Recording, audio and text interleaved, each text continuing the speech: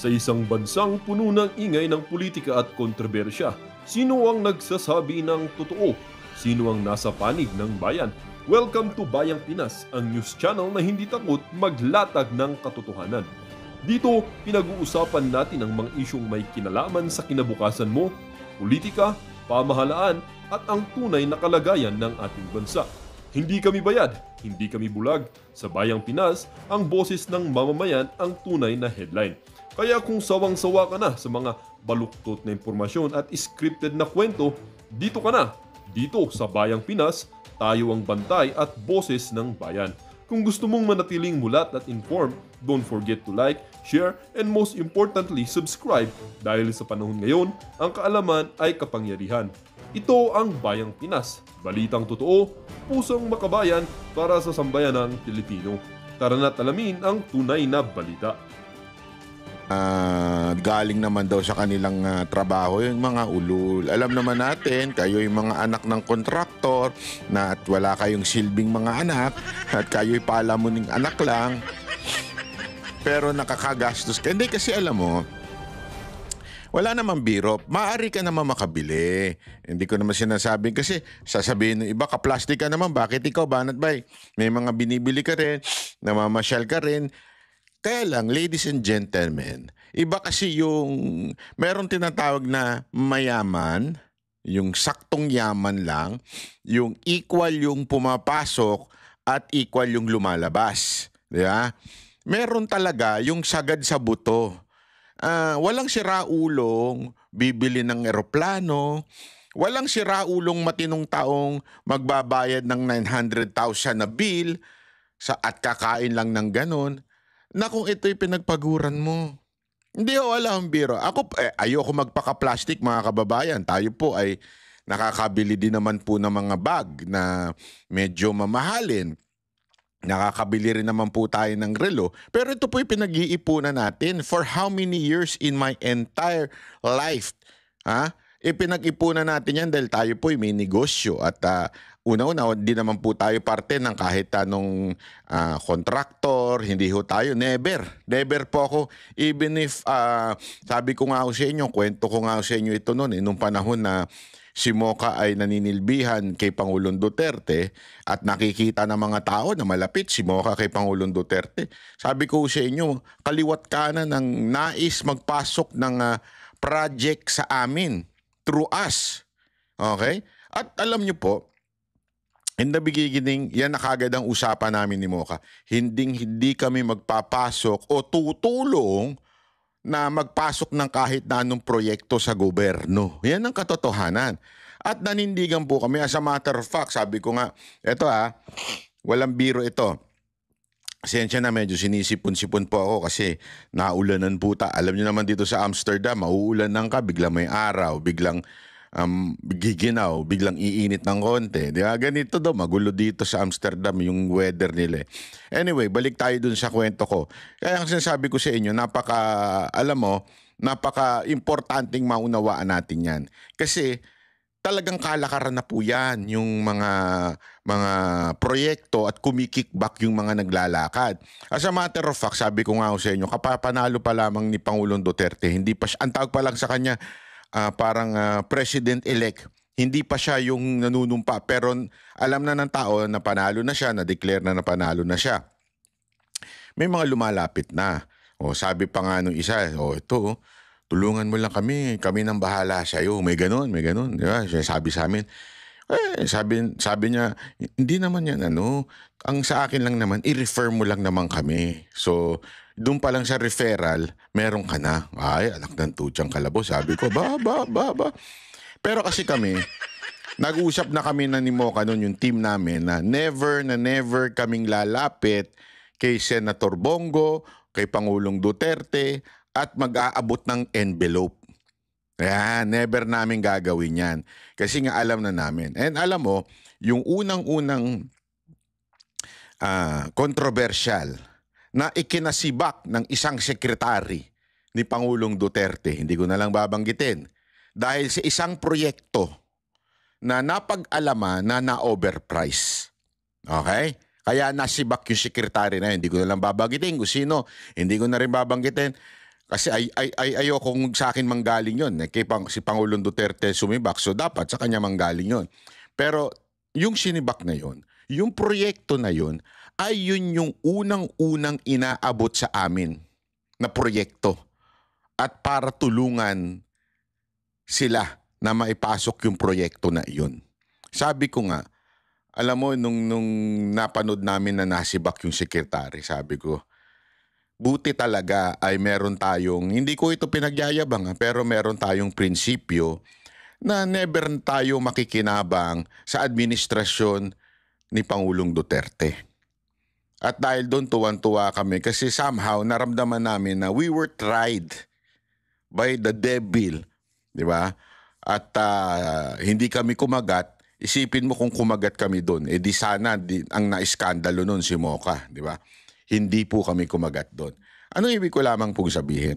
Marami talagang kalakaran sa gobyernong ganyan. Yung magpapasok ng project, tapos substandard your project, o kung hindi man substandard your project, sobrang laki ng patong. Kaya nga alam nyo, ladies and gentlemen, yan ho ay malaking problema na ho sa bayan natin. And somehow, ngayon lang pumuputok kasi sinagad. Dati, marami nang gumaganyan eh. At napipigilan, napapatigil, hindi kumakagat yung ibang tao, hindi nasusuhulan yung ibang tao. Pero this time, yung panahon ni Marcos, talagang talamak. Sabi ko nga sa inyo, may mga kontraktor akong kakilala na pumapasok sa negosyo sa gobyerno. Nung panahon daw ni Duterte, napakahirap daw. Oo, may mga nakakalusot, iilan-ilan, kasi nasa baba yan eh. Nasa, di ba, alam naman natin, di naman umaabot minsan sa presidente yan eh. Nasa baba yan. Kaya lang, since meron si Pangulong Duterteng paulit-ulit na binabanggit, whip of corruption. Paulit-ulit niya yung sinasabi, simula pa lang, marami nang natatakot na pumasok sa ganyang klaseng kalakaran. May iba, nagsusubok, nakakalusot minsan, maliliit na proyekto, pero kadalasan hindi daw nagte-take chance. Kasi alam nila na mapapahiya sila, alam nila ibubulgar ni Duterte yung mga pangalan nila, kaya ho talagang hindi sila pumasok. Pero ngayon daw, sagad daw sa buto talaga yung kalakaran ng korupsyon ngayon. Kasi nga ngayon, sabi nga nila, yung korupsyon ngayon, hindi nanggagaling sa ibaba. Hindi nanggagaling sa ito yung mismong mga leader ng mga departamento, kung hindi man departamento, leader ng, hindi departamento, mali yung word ko, leader ng branch na yon ng gobyerno. So, malalakas ang loob. Malalakas ang loob dahil paano nga naman sila masisita kung sabi ni Tut na, sige, pumasok kayo dyan, basta merong percentage ang opisina na ito. Ganun daw ang kalakaran ngayon eh. Grabe ho Sabi ko nga, dati pinipigilan. Ngayon, go mo lang, push nyo lang ng push. Basta ang percentage sa opisina na ito at sa committee na ito ay ganito ang percentage para talagang gumalaw yung proyekto o lumabas yung budget. Ganon daw katindi. And ladies and gentlemen, ganito po ang nangyari sa sa pamahalaan natin ngayon. Nakakaano lang kasi alam mo yun, parang 6 years sinubukang pigilan itong korupsyon, and yet after 6 years eto na, nagbalikan na at garapalan pa. As in ngayon nga talagang grabe daw po ang garapalan. Ito, may papakita po tayo dito Sandali, hindi natin nailagay. Nakalimutan ko ilagay, anak ng wedding. Ito. Ito. Ito.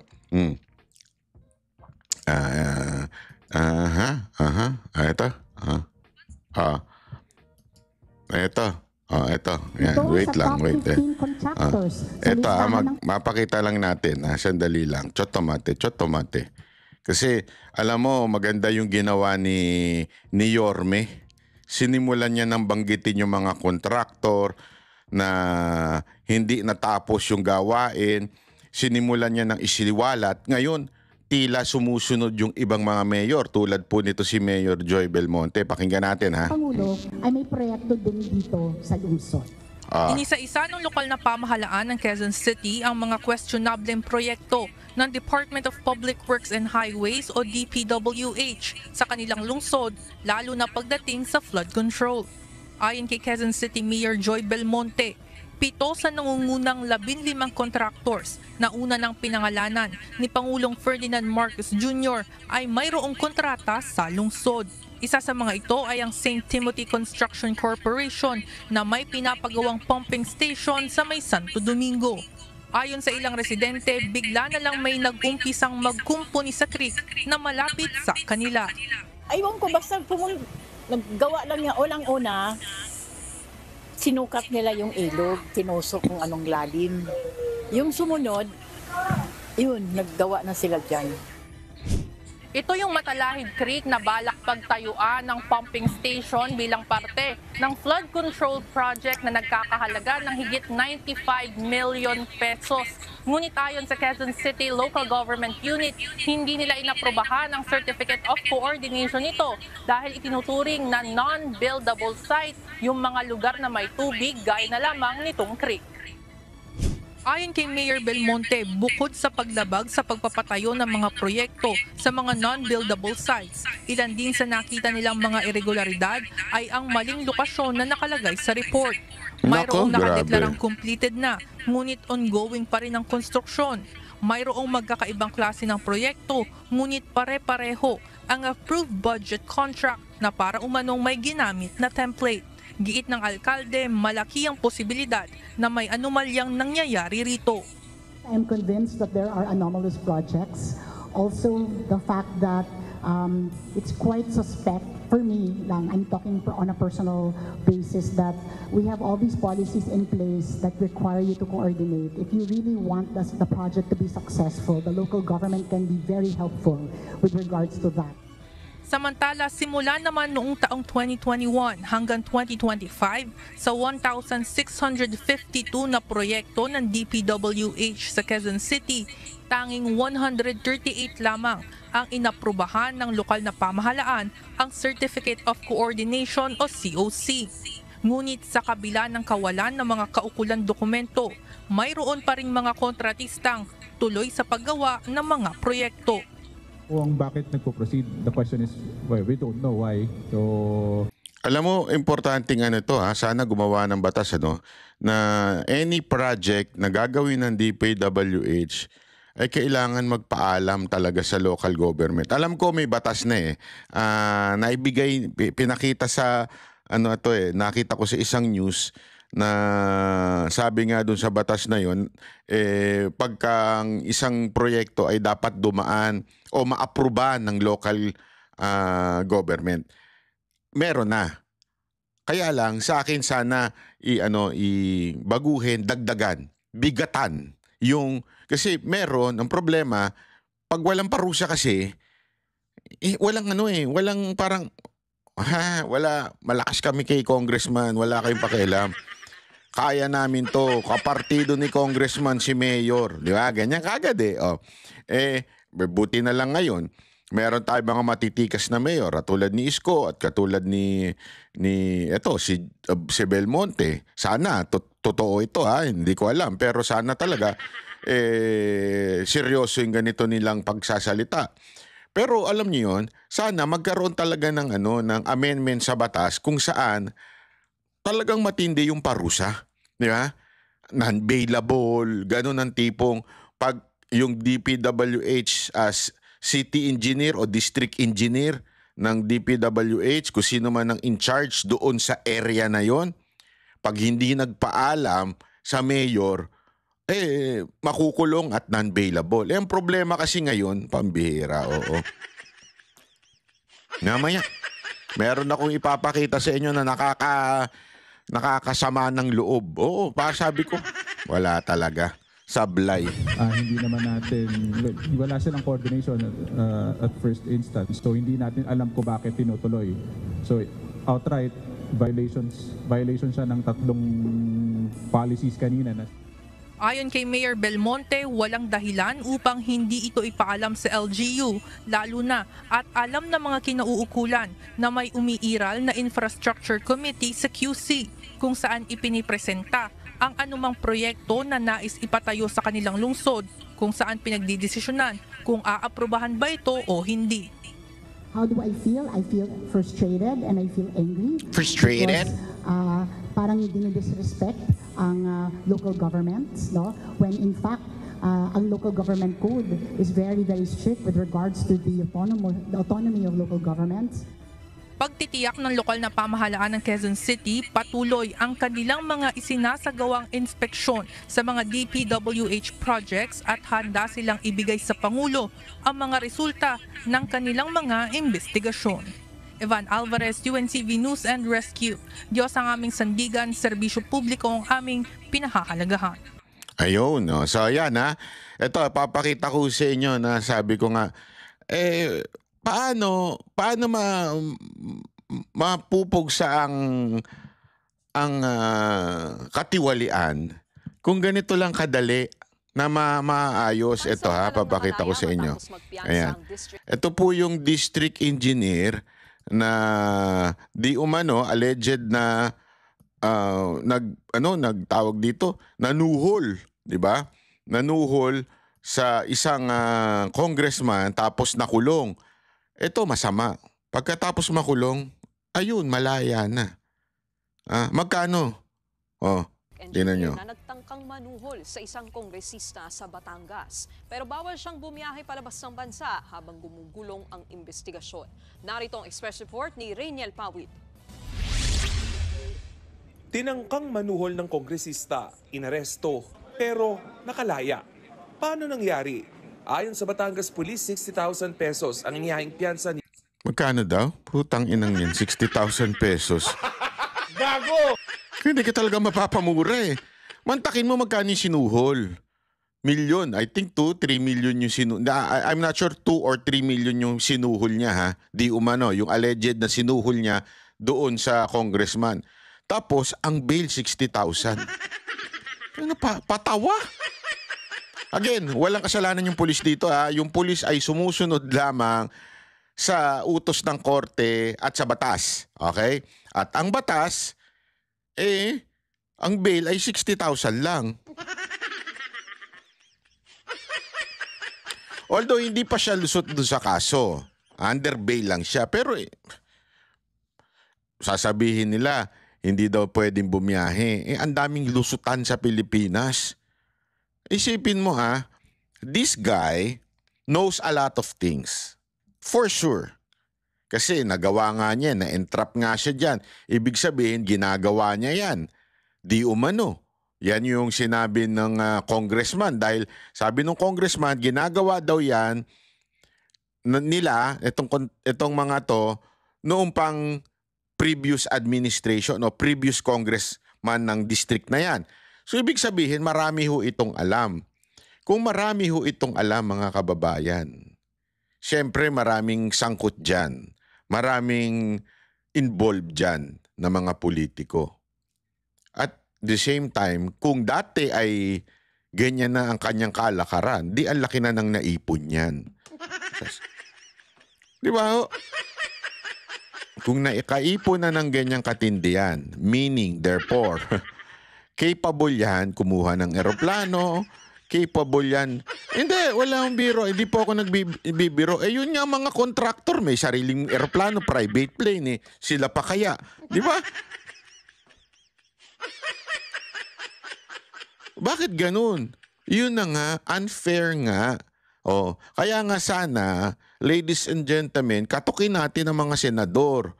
Ewan ko kung yung congressman natin papayag. Pero katukin natin itong mga senador, nataasan naman. Dapat yung ganitong klaseng, una-una, kung ganyan yung sinuhol, dapat ganon din ang ipataw na bail, di ba? Dapat equal. Kung hindi man ganon, di ba lang at least non-bailable para talagang mas maganda usapan, di ba? Ganon ba? Ang problema, lusot DPWH District Engineer Abelardo Calalo para sa kanyang pansamantalang kalayaan. Noong isang linggo na entrap ang district engineer matapos isumbong ni Batangas 1st District Congressman Leandro Leviste. Pinatitigil daw ni Calalo ang investigasyon sa flood control project kapalit ng milyong-milyong pisong pangako sa congressman. Patong-patong na kaso ang isinampa laban sa engineer. Bago makapagpiyansa, hinikayat pa siya ni Leviste na maging state witness para ibulgar ang kanyang mga padrino. Kahit pansamantalang nakalaya, hindi makalalabas ng bansa ang nanuhol na Bakit? Ba't hindi makakalabas? Ayon ba sa batas yan? Meron ba tayong batas na ganyan? Hindi. Ano? Dahil lang may inisyu yung secretary na bawal magkaroon ng travel permit. As if you need a travel permit, if you have your own plane, if you have, kung meron kang koneksyon na makalabas ka doon sa, wala na, sa mga malalayong lugar dyan sa South. District Engineer, bawal muna kasing bumiyahe abroad ang mga opisyal at empleyado ng DPWH. Sa pinirmahang memo ni Public Works and Highway Secretary Manuel Bonoan, hindi muna maglalabas ang ahensya ng authority to travel abroad. Papayagan lang ang pagbiyahe kung ito'y para sa medical reason. Ipatutupad yan hanggang sa katapusan ng Nobyembre. Sa Martes na ang susunod na pagdinig ng House Infrastructure Committee kaugnay ng irregularidad sa flood control projects. Bago yan, nagpulong sina House Deputy Minority Leader at ACT Teachers Party List Representative Antonio Tinio at Baguio City Mayor Benjamin Magalong. Alam mo, eto si Magalong, eto okay sana ito. Kaya lang yung mga nakakasalumuha niya, medyo questionable people, di ba? Ewan ko I hope I'm wrong, pero basahin nyo na lang yung sinulat ni, I think it was Roberto Tiglao na nagsulat nun. Sana tama ako, pero kung mali, hindi mali. Basta meron nagsulat na sabi niya medyo nagdududa siya kay Magalong sa galaw ni Magalong. It's like parang 3 years mo na yang sinasabi. Hanggang ngayon wala kang pinapangalanan. 3 years mo na yung sinasabi pero ngayon ka na lang uli umiinit at kung sino-sino yung political figure na sinasamahan mo. This time, makakaliwa naman. So, sana lang, sana totoo kayo, Mayor Magalong. Kasi somehow inaasahan kayo ng taong bayan dahil alam naman natin na naging matikas kayo nung panahon ni Pinoy.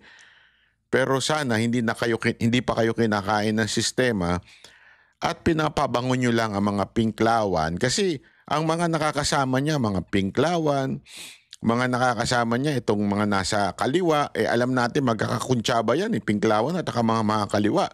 So ibig sabihin natin, mukhang may ibang direksyon na nagaganap.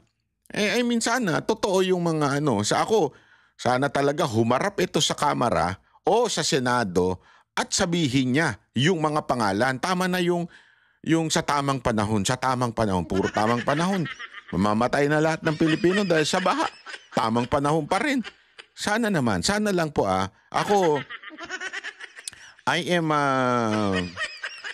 optimistic about this person na si Mayor Magalong. Pero sana, kasi ganito yan. Halimbawa, yung banat ni Gomez, ni Richard Gomez. Don't ever forget, si Richard Gomez stood his ground during the impeachment, signing of the impeachment. Talagang tumayo siya. Nanindigan siya na hindi siya pipirma na impeachment ni VP Sara Duterte. Huwag niyong kakalimutan yan. At para medyo nagsalita siya tungkol dito kay Magalong at sila'y magkaibigan daw sila, si Magalong nagsabi. Baka may alam ito si Richard Gomez na hindi natin alam.